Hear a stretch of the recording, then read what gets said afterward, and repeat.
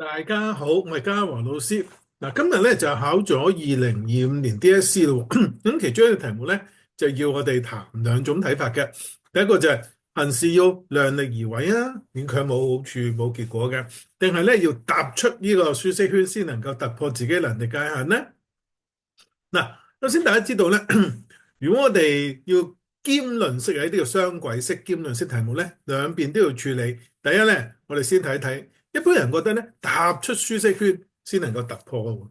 咁第一樣嘢啦，舒適圈點解會我哋要突破？因為舒適圈會令人安逸啊，佢係耽於日落，產生惰性。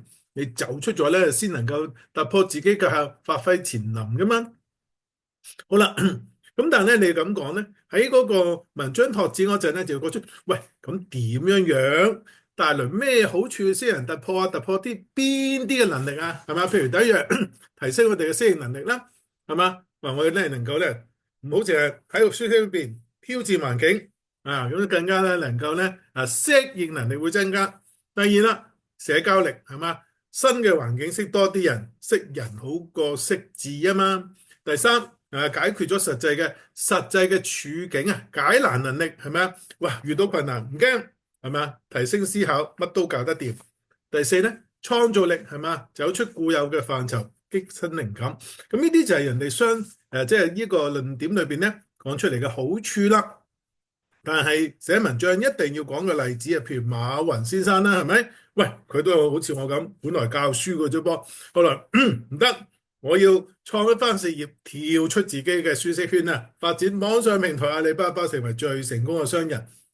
好啦，但係咁喎，我哋咧兼論之後，我哋就要做個駁論啦。咁係咪我哋要反問自己？喂，走出咗舒適圈，係咪真係能夠突破㗎？即係簡單嚟講，我要出去，我要出去。係啊，你要出去啊！你離開咗屋企之後，究竟去上邊先？搭咩車去邊？你都唔知。最後咧，只會咧迷失方向，一事無成嗰咗噃。好啦，咁咧有本書啊，呢本書係介紹大家睇咧，叫克里斯汀不得啦。佢有本書叫做《別再跳脫舒適圈》，佢講得好好嘅喎。總結嚟講，作者話：喂，有時候啊，佢話強迫自己不斷超越自己嘅限制咧，其實唔係一定會帶到成就突破能力嘅噃。相反，最重要紅色一句，傷害我哋內心安全感咧，同埋自信。嗱，佢講我哋要喺舒適圈裏邊要探索成長，減少過度嘅壓力，即係呢條作文題裏邊嘅要量力而為啊，咁你先得到成功噶。好啦，佢繼續講話，逼自己卡出呢個嘅舒適圈咧，其實係一種自我否定，哇，好嚴重啊！長期喺自己唔舒服嘅情況之下，就會對自己嘅直覺啦、價值啦、被愛能力完全質疑。嗱，我哋做個比喻。你叫條魚爬上樹，咪即係叫佢死，佢點會變成高手咧？嗱，正如呢幅畫裏邊係咪？如果我哋話每個人都有個每種動物都有各自嘅能力嘅，你唔係量才識性，喂，全部要爬樹爬得高先贏嘅，喂，咁你陣亡多於一切啦。好啦，其實留喺舒適圈咧，記住唔係代表話我哋話咁樣，我哋係咪代表驚死啊？唔敢挑戰啊？唔係，而係話要揾到適合節奏成長。我再講下。適合節奏成長，你揾到自己適合成長，有安全感成長先至成功噶嘛，係嘛？即係話咧，配合翻文章裏邊講，喂，唔好勉強，唔勉強先成功嘅。好啦，咁而喺所謂嘅舒適圈嘅成長咧，就包括咗三個層次噶噃，擴展段啦喎，定義你所在嘅地方，即係話喂，認清咗自己嘅狀態先。第二個步驟。確定目標係咪？要去邊先得㗎？第三，要行動計劃係咪？點樣咧？操 fit 自己去到目標。好啦，量力而為啊，唔勉強自己先有結果，就係正如所講，你每個步驟係咪？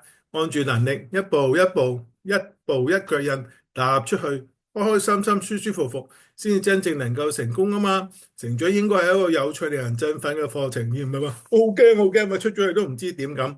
咁又點會得到成功呢？嗱，其實咧喺度咧，如果要印證作者嘅例子，俾咗一個好好嘅提醒我哋。佢咧，唉，我要有多靈感，係咪？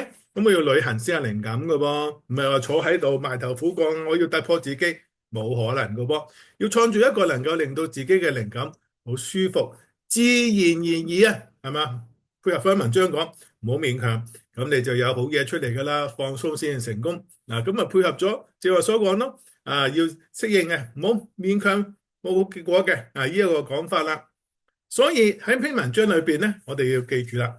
如果我去做咧，我就會話嗱，踏出舒適圈咧，理念係幾好嘅，但係如果你冇做好準備咧，唔會成功嘅喎，傷我自己。第二咧，踏出舒適圈咧，未必能夠增強信心，輸咗你仲唔一蹶不振添。但係正如我哋睇到啦，能夠擴展舒適圈，一步一步擴展咧，自然成長，順其自然，自然就會成功啦。